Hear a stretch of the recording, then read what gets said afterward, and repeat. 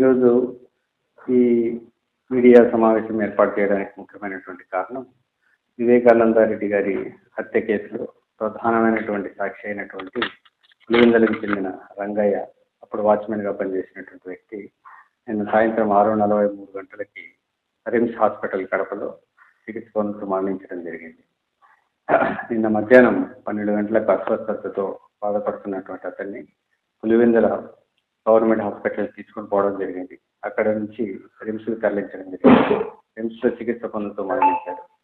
ఈ యొక్క వివేకానంద రెడ్డి హత్య కేసులో ప్రధానమైనటువంటి ముద్దాయి చనిపోవడం హై ప్రొఫెషనల్ మర్డర్గా మనము అనుమానిస్తూ ఉన్నాము. దీంట్లో భాగంగా బ్యాక్గ్రౌండ్లో ఎవరి ప్రమేయం ఉంది, అదేవిధంగా ఈ అనుమానాన్ని అన్ని కోణాల్లో కూడా దర్యాప్తు చేయడం కోసము ప్రయత్నాలు చేస్తూ ఉన్నాము. దీంట్లో భాగంగా ఇంతకుముందు కూడా ఇదే విధంగా ప్రధానమైనటువంటి సాక్షులు 2019 నుంచి 2024 మధ్యలో 5 నుంచి 6 మంది చనిపోవడం జరిగింది. అందులో భాగంగా శంకర్ రెడ్డి 2019లో చనిపోవడం జరిగింది. అదేవిధంగా గంగాధర్ రెడ్డి 2022లో చనిపోవడం జరిగింది. వైఎస్ అభిషేక్ రెడ్డి 2024 సెప్టెంబర్లో చనిపోవడం జరిగింది. నారాయణ అనే వ్యక్తి చనిపోవడం జరిగింది. ఇప్పుడు రంగన్న 2025 మార్చిలో చనిపోవడం. ఇంతకు ముందు కూడా సాక్షులు చనిపోయిన క్రమంలో పోలీసులు వాళ్ళ చనిపోయారు, సిబిఐ వాళ్ళ ద్వారా చనిపోయారు అనేసి విధంగా అసత్య ప్రచారం చేస్తూ ఉన్నారు. దీన్ని అన్ని కోణాల్లో దర్యాప్తు చేస్తూ ఉన్నాము. దీని వెనుక ఎవరున్నారు, ఎందుకు ఇలా చేస్తున్నారు, ఆ ప్రధానమైనటువంటి కేసులో భాగంగా దీన్ని కప్పిపుచ్చే ప్రయత్నాలు ఏమైనా జరుగుతున్నాయా అనే అన్ని కోణాల్లో కూడా ఈ కేసుని దర్యాప్తు చేయడం జరుగుతుంది. దీనికోసం ఒక ప్రత్యేకమైనటువంటి టీంని ఏర్పాటు చేయడం జరిగింది. ఆ టీం సైంటిఫిక్గాను మిగతా అన్ని రంగాల్లో అన్ని డాక్యుమెంట్స్ని వెరిఫై చేయడం జరుగుతుంది. ఆ కేసు ఇన్వెస్టిగేషన్ని త్వరితగతిన కంప్లీట్ చేయడం జరుగుతుంది. అంటే ప్రధానంగా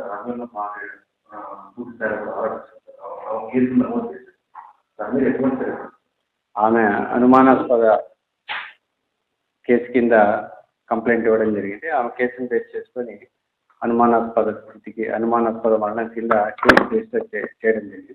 దీంట్లో వాస్తవాలన్నింటినీ కూడా అన్ని సైంటిఫిక్ యాంగిల్స్లో అనాలిసిస్ చేసి స్పెషల్ టీమ్తో అనాలిసిస్ చేసి బయటికి తీసుకురావడానికి ప్రయత్నం చేస్తాం.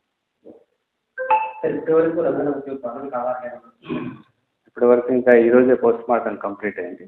దాంట్లో ఉన్నటువంటి రిపోర్టుగా ఇంకా ఫర్దర్ ఇన్వెస్టిగేషన్ కంటిన్యూ అవుతుంది. దాన్ని క్షుణ్ణంగా మరింత నిశ్చితంగా లోతుగా దర్యాప్తును కంటిన్యూ చేయడం జరుగుతుంది.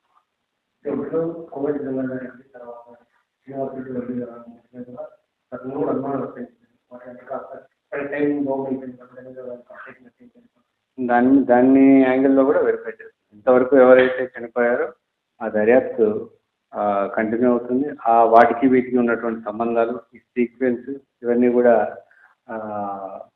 కంటిన్యూ చేయడం జరుగుతుంది ఇన్వెస్టిగేషన్లో భాగంగా.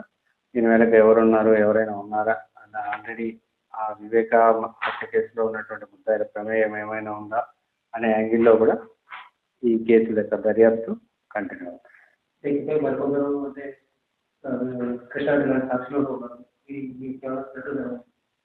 ఎవరికైనా అలాంటి థ్రెట్ ఏదైనా ఉందంటే మేము సెక్యూరిటీ ఇవ్వడం జరుగుతుంది. ఇప్పుడు చనిపోయిన రంగన్న కూడా 2 PSOల్ని మనము ఇవ్వడం జరిగింది. అప్పటి నుంచి ఇప్పటి వరకు కంటిన్యూ అవుతుంది. ఇంకా ఇప్పుడు కూడా ఎవరికైనా అలాంటి థ్రెట్ ఉందని భావిస్తే ఖచ్చితంగా వాళ్ళకి అన్ని రకాల రక్షణ, సహకారం, సెక్యూరిటీ అందించడం జరుగుతుంది.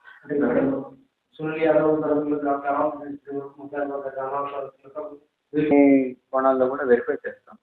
ఆ యాంగిల్స్ కూడా దీంట్లో ప్రధానంగా మనం కాబట్టి సాక్షులు ఎందుకు చనిపోతున్నారు, దీని వెనక ఏమైనా ఉందా, ఏ కారణాలతో చనిపోయారు, ఏ పరిస్థితుల్లో చనిపోయారు అనేటివి ఆరోగ్యకరమైనటువంటి కారణాల వెనుక 5 సంవత్సరాల్లో 5-6 మంది చనిపోవడం అనేటటువంటి ఒక విస్తుగొలిపే విషయంగా భావిస్తూ దర్యాప్తును కంటిన్యూ చేయడం.